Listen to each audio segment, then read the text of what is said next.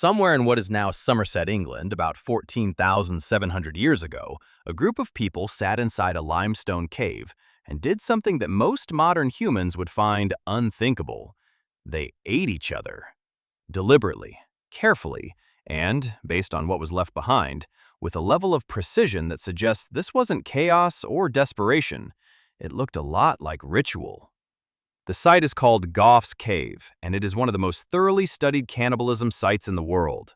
Archaeologists recovered the remains of several individuals, including children, showing unmistakable signs of what researchers call intensive processing: cut marks from defleshing, evidence of disarticulation at the joints, bones deliberately cracked open to extract the marrow inside, and human tooth marks pressed directly into the bone. That last detail is the one that removes all doubt. Animals scavenging a corpse leave a very different pattern than human teeth deliberately chewing on human bone. This wasn't ambiguous. And then there's the detail that stops people cold. Several of the skulls at Gough's Cave had been carefully, meticulously modified into what archaeologists call skull cups. The base and face removed, the edges trimmed and smoothed with precision, turning a human cranium into a bowl-shaped vessel. This isn't a rushed act of survival. Skull cup making appears in cultures across history and across the world, from later Scythians to Vikings, and it typically carries deep symbolic weight, sometimes as an act of reverence toward the dead, sometimes as an act of domination over an enemy. Either way, it takes time, skill, and intention. You don't accidentally carve a drinking cup out of a human skull. Radiocarbon dating places several of the skull cup burials within a narrow window of the same occupation phase, meaning this wasn't a single, isolated act separated by generations. It happened more than once, by the same community, over a relatively short span of time. Here's what genuinely surprised researchers, though. There was no shortage of animal meat at the site. Gough's Cave contains plenty of butchered horse and deer bones from the same period. If this were pure survival cannibalism, people eating each other only because they were starving and had no other option, you'd expect it during famine, during genuine desperation.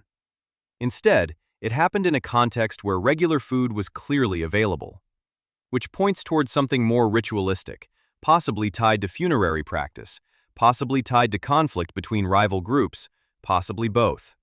We genuinely don't know the full motive, and any archaeologist who tells you they do is guessing more confidently than the evidence allows.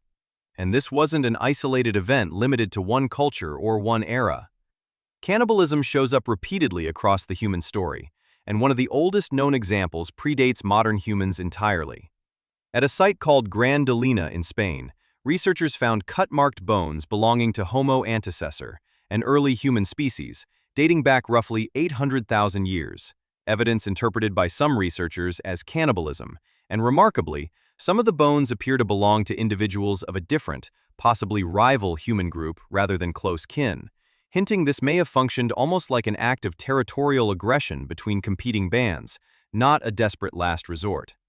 Some researchers have proposed the term nutritional cannibalism for this specific pattern, pointing out that the cut marks on the Granadalina remains are nearly indistinguishable from ordinary butchery marks left on deer carcasses found in the same layer, a detail that only deepens the debate rather than settling it.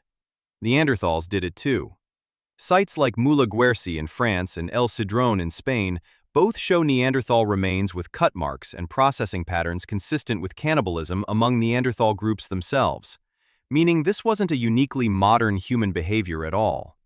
It shows up across multiple human species, separated by hundreds of thousands of years and thousands of miles, with no possible cultural contact between them. When a behavior this taboo shows up independently, again and again, across unconnected populations and even unconnected species of human, it tells you it wasn't a random aberration. It was something that surfaced under specific pressures, conflict, ritual, extreme scarcity, group dominance, as a genuine, if rare, part of the wider human behavioral toolkit. Uncomfortable as that is, the bones don't lie, and pretending otherwise doesn't make our species' history any cleaner. It just makes it less honest. Does it change how you think about primitive humans, knowing some of this was deliberate ritual, not just desperation? Let me know in the comments.